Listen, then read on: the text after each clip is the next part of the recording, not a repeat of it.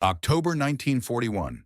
The maps in German headquarters still showed the road to Moscow as a straight black line. Generals traced it with gloved fingers and promised an end before the first hard frost. Panzer engines purred with the confidence of a summer campaign. Crews joked that winter belonged to old men and stories. Then the wind turned north, and the jokes froze in the air. The first mornings brought hoarfrost on canvas roofs and oil that moved like honey. Mechanics set straw alight beneath crankcases, coaxing warmth into metal that no longer obeyed. Starter handles snapped in cold fists.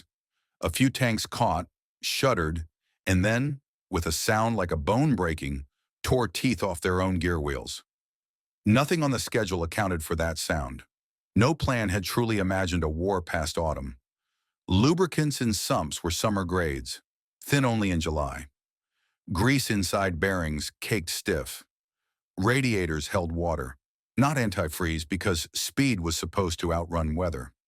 Supply trains had brought ammunition by the millions, but not enough felt boots, not enough winter oil, not enough battery acid that would resist the night.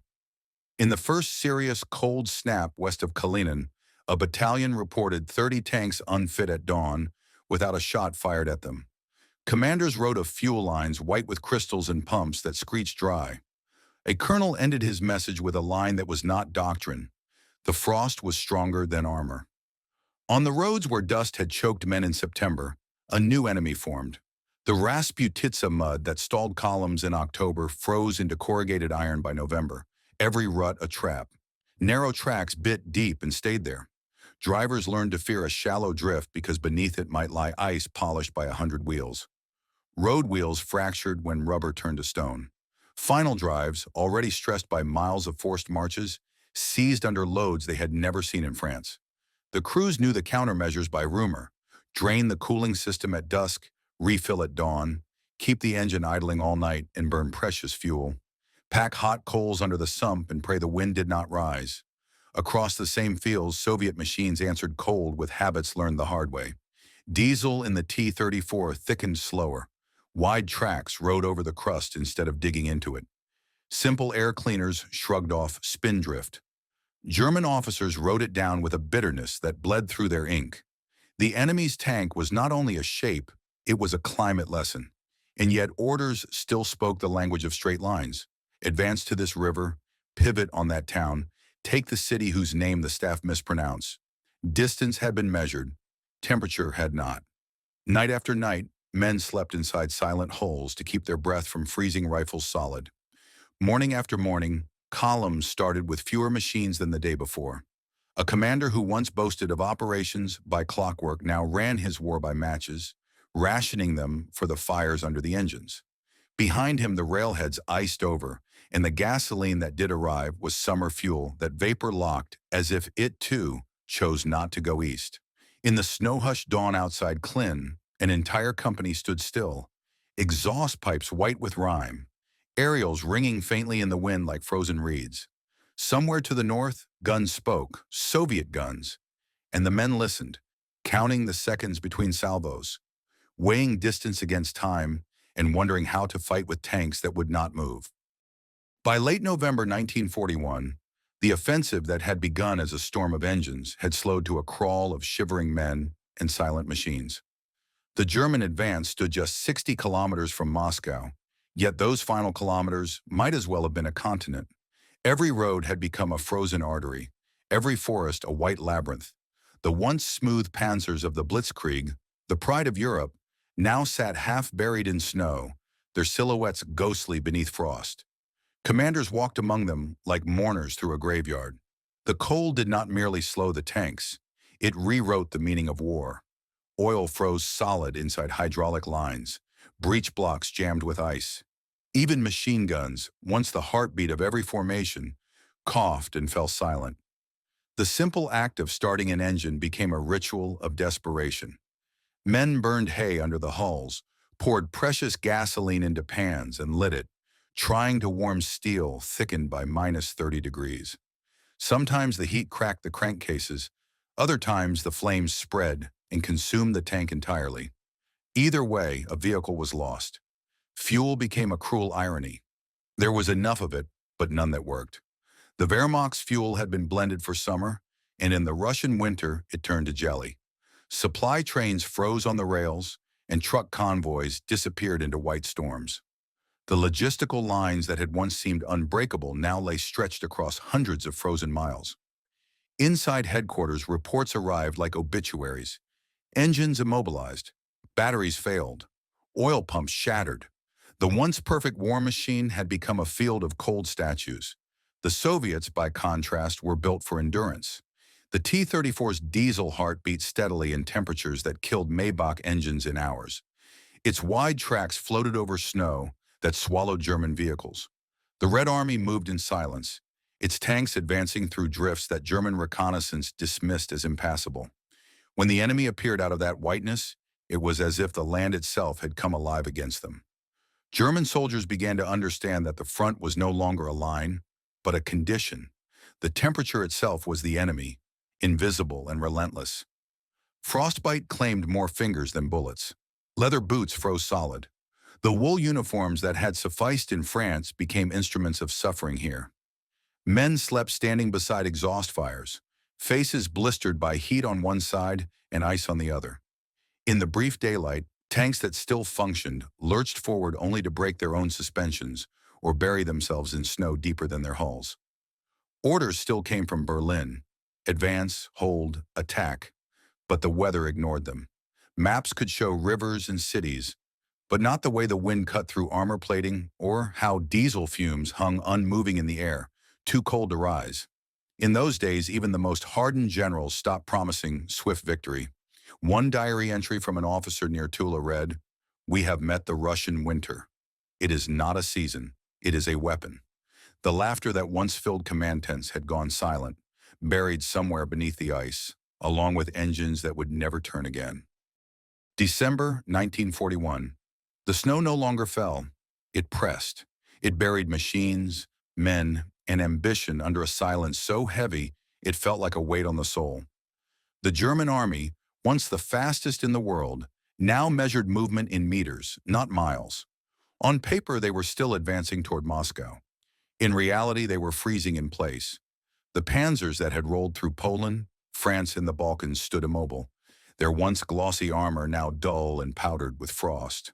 The cold reached temperatures no German instrument had recorded before. Thermometers broke at -40. Gunmetal shattered when struck. Boots froze into shape around soldiers' feet, and when they pulled them off, skin came with them. Soldiers wrapped their faces with scarves torn from blankets, their breath forming icicles that dangled from mustaches and beards. They were fighting two enemies now, the Red Army and nature itself. For the generals, disbelief turned into quiet dread. The war plan, Operation Barbarossa, had promised Moscow before winter. Yet the city's lights still glimmered on the horizon like a mirage, visible in night air too cold to carry sound. The German high command had never prepared for a campaign beyond October. Their fuel depots lacked winter additives, their lubricants froze, and their engines died before dawn. Maintenance crews worked with bare hands until the skin split. Men poured boiling water on bolts and tools just to make them move, only for that water to freeze seconds later. Each morning began with the same chorus: metal creaking, engines refusing to start, curses echoing across white fields. When tanks did move, they often tore themselves apart, tracks snapping under the strain, transmissions cracking like eggshells. The Wehrmacht's most advanced machines, the Panzer III, Panzer IV, even the mighty Tiger prototypes, were powerless in this new front of ice and silence. The Soviets, though battered and bloodied, began to push back. Their soldiers wore padded coats, felt boots, and white camouflage. They blended into the landscape like phantoms. The T-34s advanced in the night, their diesel engines growling low, unbothered by the cold. German spotters called them snow ghosts, appearing suddenly out of blizzards, firing and vanishing again. As December deepened, German morale collapsed. Soldiers began carving holes into the ice to bury their dead, only to find the ground frozen solid. They stacked bodies instead, marking graves with helmets. Ammunition froze to rifles, and artillery breeches locked shut. Even the Luftwaffe could not help. Their planes froze to runways, tires embedded in ice. The generals sent desperate telegrams to Berlin. Immediate issue of winter clothing essential. But there was nothing to send. The supply trains never arrived. Soviet partisans raided them. Blizzards buried them. What little reached the front came too late. Thin overcoats, a handful of felt boots, blankets taken from hospitals in Warsaw and Vienna. And so, in the heart of December, the army that had conquered Europe became a monument to its own overconfidence. The same men who had laughed at warnings of winter now whispered prayers beside engines that would never run again. Somewhere beyond the frozen line, Soviet guns flashed through the storm, and the narrator's voice might have said what no general dared admit aloud. The road to Moscow had ended, not in defeat by men, but in surrender to the earth itself. January 1942. The front east of Moscow was no longer a battlefield, but a wasteland of silence and snowdrifts taller than men. The German army, once a moving symbol of precision, had come to a halt so complete it felt biblical. Tanks stood half-buried, their barrels jutting from the ice like tombstones. Engines that had once roared through France were now brittle blocks of steel, split by frost and time. The Wehrmacht's machine, built for lightning war, had become a monument to stillness. At night, the cold made sounds of its own. Metal pinged and cracked as it shrank. Tracks popped loose with sharp reports like gunfire. In some tanks, frozen coolant expanded until the radiators burst with hollow bangs, sending clouds of vapor that hung in the air like ghosts. Men slept inside their vehicles for warmth, huddled around stoves that filled the cabins with choking fumes. In the morning, they carried out the ones who never woke up. The generals had promised a short war. They had promised that Russia would collapse like every nation before it. Instead, they faced an enemy as endless as the snow itself. Every mile they advanced, the Soviets replaced the dead with the living, the defeated with the relentless. The Red Army had learned to fight in temperatures that stopped bullets mid-air. Their uniforms, made of layers of wool and fur, turned soldiers into walking fortresses against the cold. German troops wrapped in thin gray coats looked like ghosts long before they died. The battle for survival became more brutal than the battle for territory. Lubricants were replaced with improvised mixtures of kerosene and animal fat. Soldiers stripped insulation from telegraph wires to wrap around rifle bolts. When tank oil froze, they urinated on it to melt the ice. Machine gunners kept spare barrels beneath their coats so they wouldn't seize in combat. A commander wrote in his diary, "The enemy is merciless, but the frost is worse. It kills without sound." Even the mighty panzers, the pride of German engineering, turned against their masters. The precision tolerances that had made them so formidable in France were now their weakness. Components, too finely fitted, cracked under temperature shifts. The T-34, rougher and simpler, kept running.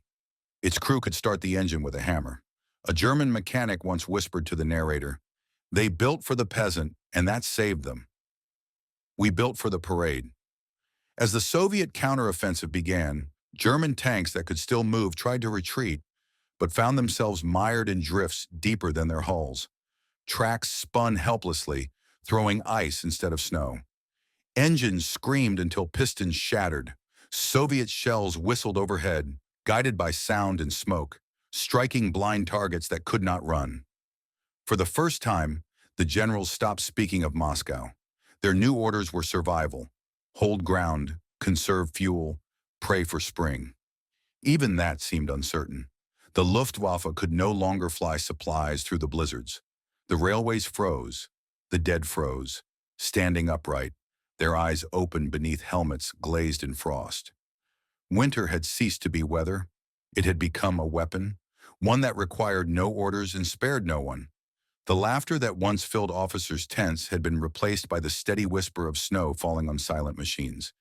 And above that endless quiet, history itself seemed to murmur. They thought they could conquer Russia. They could not even conquer the cold.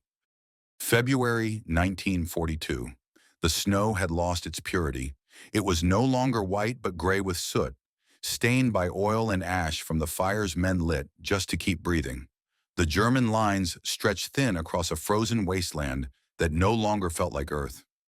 Wind screamed through the wreckage of villages that were now only black chimneys and charred beams. The tanks that still stood looked less like weapons and more like relics, their paint blistered, their machine guns wrapped in cloth to keep them from cracking. Inside one halted Panzer, the air smelled of gasoline, sweat, and desperation. The crew slept in shifts, their breath condensing on the walls, freezing into thin sheets of ice. They had stopped fighting weeks ago. Now they were simply surviving. Every few hours they struck the side of the fuel tank with a hammer to keep it from solidifying. The driver, his hands bleeding from frostbite, muttered that the engine groaned like a dying horse. He wasn't wrong.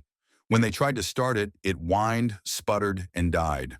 The narrator's voice would tell you that this was no longer an army, it was a memory of one. Reports from the front no longer spoke of victories or losses, only temperatures. Minus 43 degrees, one read. Severe frost. Engines unusable. 2 men dead from exposure. Another report, intercepted later by the Soviets, ended with just 5 words. We have stopped moving. Completely Berlin sent new orders, as if paper could thaw steel. Hold your positions. Reinforcements on the way, but reinforcements froze on the roads before they ever arrived. Supply convoys found bridges collapsed under the ice. The horses that pulled the wagons died standing up, their bodies stiff like statues. The fuel drums that reached the front contained sludge instead of gasoline.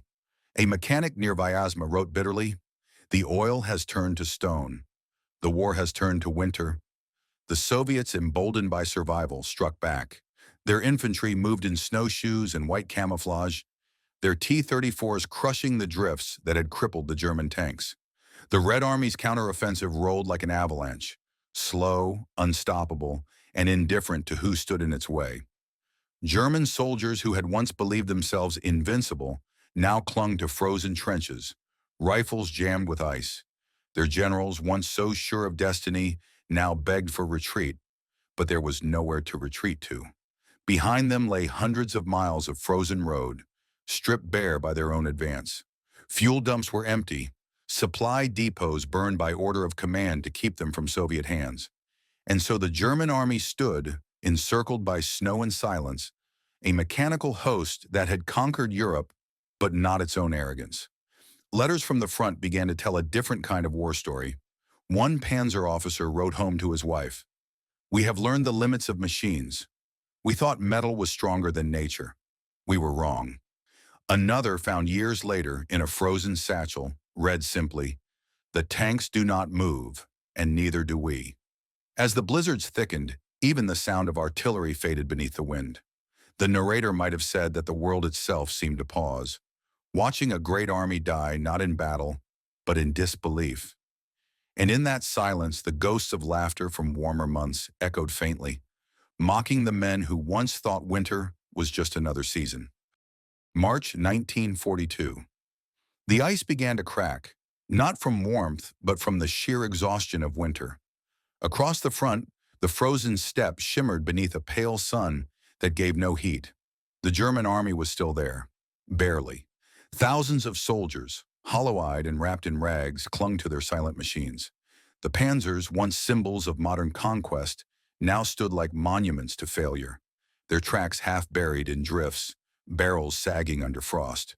The mighty Blitzkrieg, the miracle of 1940, was a graveyard in 1942. By now, the cold had claimed more men than combat. Frostbite consumed fingers, toes, and hope alike. Medics could do little. Bandages froze solid. Even morphine needles snapped in the cold. The once proud divisions that had crossed half of Europe could no longer fight, march, or even maintain order. Commanders gave up on maneuvers and focused only on survival. "Keep the engines running," they said, though none could. "Keep the men alive," they added, though many did not. The supply lines, those lifelines of war, had disintegrated. Trains sat frozen on the rails. Trucks lay overturned in ditches filled with ice. Horses, their hides covered in frost, collapsed before ever reaching the front.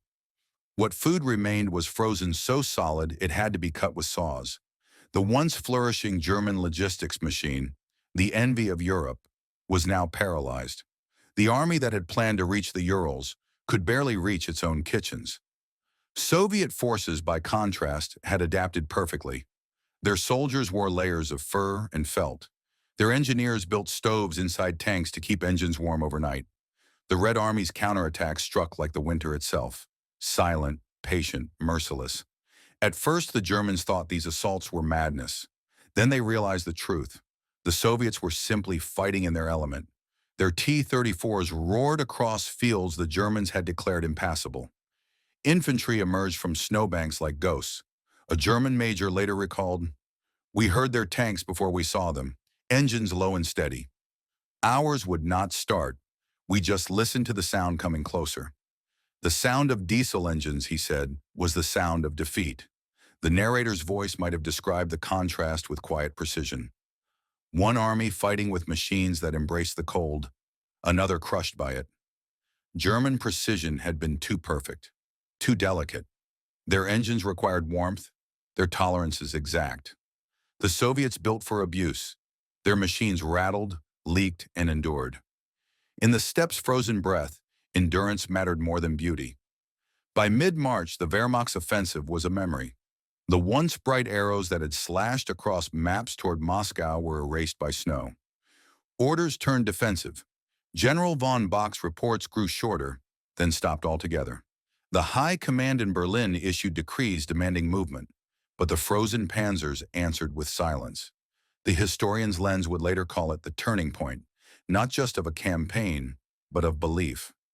The myth of German invincibility had frozen beside the machines that once carried it. On the empty fields east of Moscow, winter had written its verdict in ice. The age of unstoppable conquest had ended. As the snow glittered faintly under the last weak light of day, a narrator might have spoken softly over the wind. The tanks that had once conquered Europe were learning their final lesson, that nature, not man, decides where empires end. April 1942. The snows began to melt, but for the German army, it was not salvation, it was collapse. What the frost had imprisoned, the thaw now drowned. The white plains turned to endless seas of mud. Roads dissolved. Rivers overflowed their banks. Every step, every movement, became a struggle against the earth itself. The tanks that had been frozen to statues now sank slowly into the mire, engines coughing, tracks spinning uselessly. The spring that once promised renewal had become another weapon in the hands of the land. The narrator would have said that the Wehrmacht was fighting not just an enemy, but a continent. The Eastern Front stretched farther than imagination, across forests, marshes, and plains that devoured machines whole.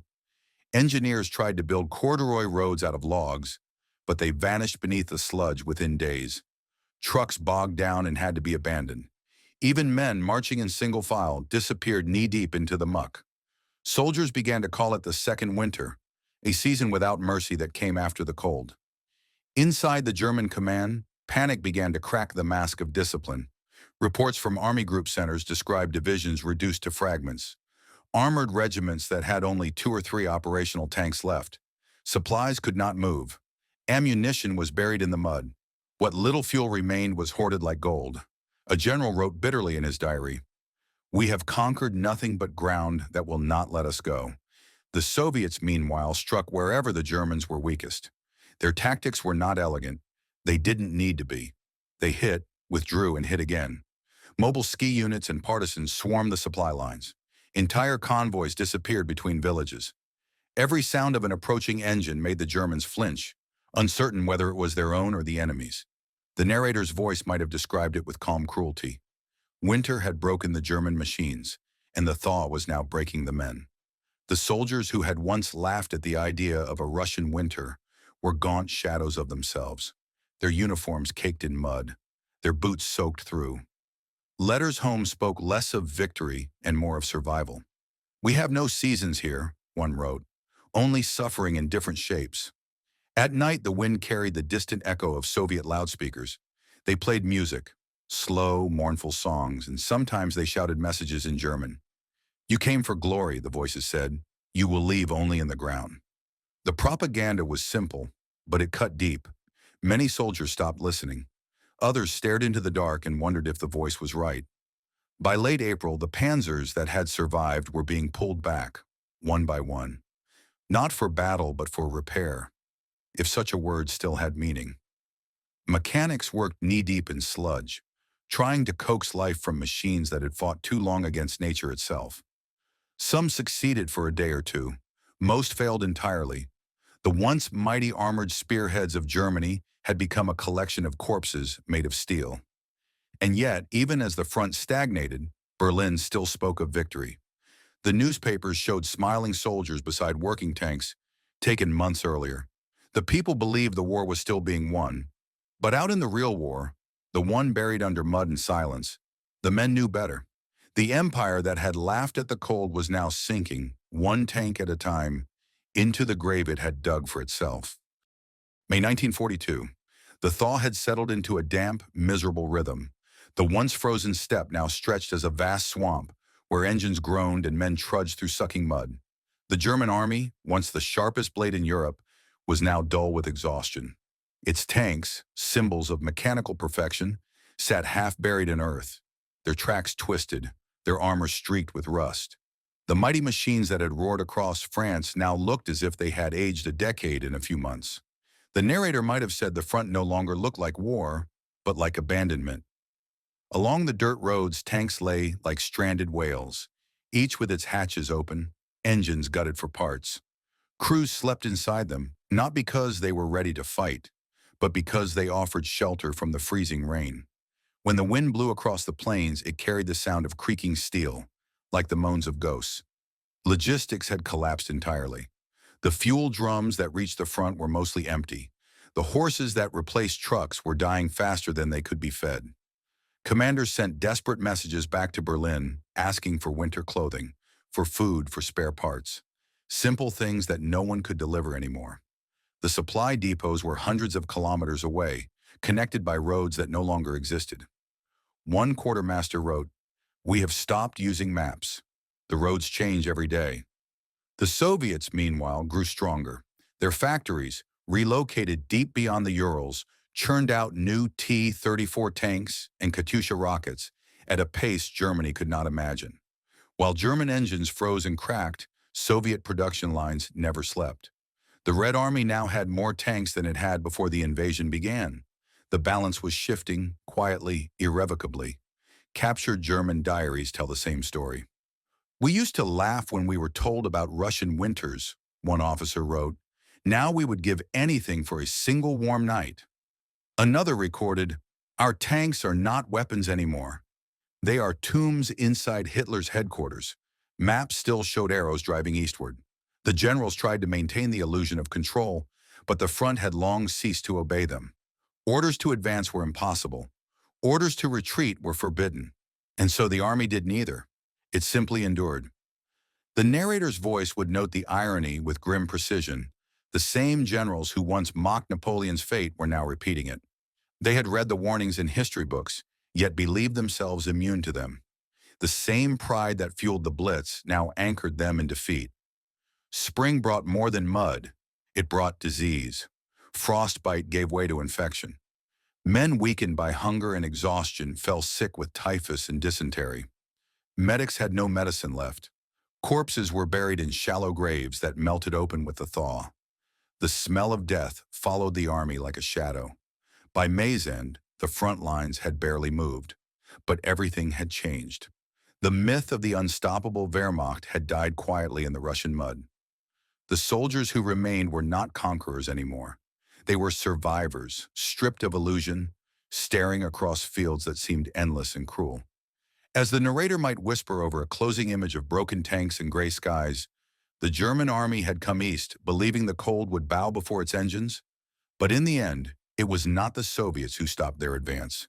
It was Russia itself. June 1942. The world had thawed, but the German army had not recovered.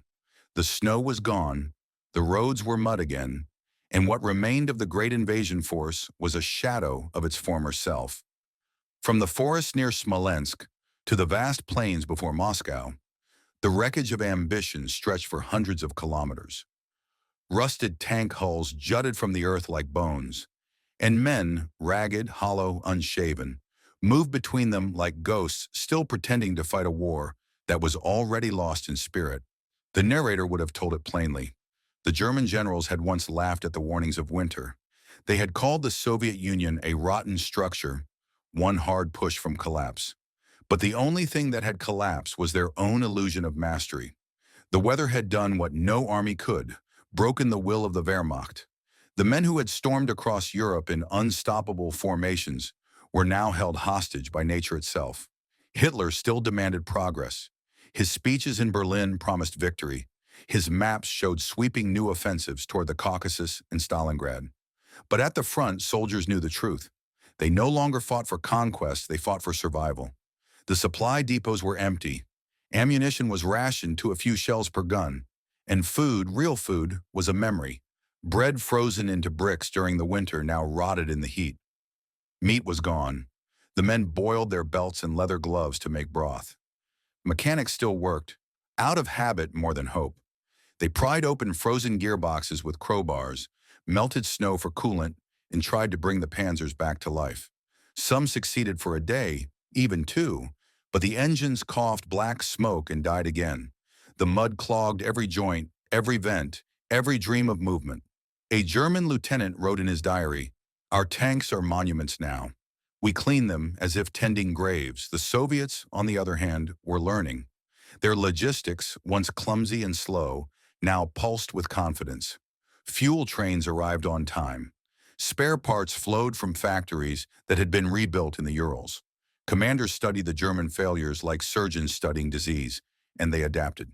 Their troops moved on sleds, skis, and later light trucks. Their tanks, simple, rugged, forgiving, thrived in conditions that destroyed German precision. The narrator's voice might have deepened here, as if to weigh the irony of it all. Germany had prided itself on perfection, but it was precisely that perfection which doomed them. Every tolerance was too tight, every machine too fine. The cold turned those virtues into weaknesses. The Soviets, who built for simplicity, had discovered the strength of imperfection. By June, the snowmelt had swollen the rivers. Bridges that the Germans had built in autumn were gone. Every crossing became a death trap, every movement a gamble. Still, Berlin sent orders. Attack again. The generals obeyed, not out of faith, but out of fear. Those who doubted Hitler did not keep their commands for long, and so the tanks were dragged from the mud once more, patched together and pointed east. They would drive again, but never with the same certainty.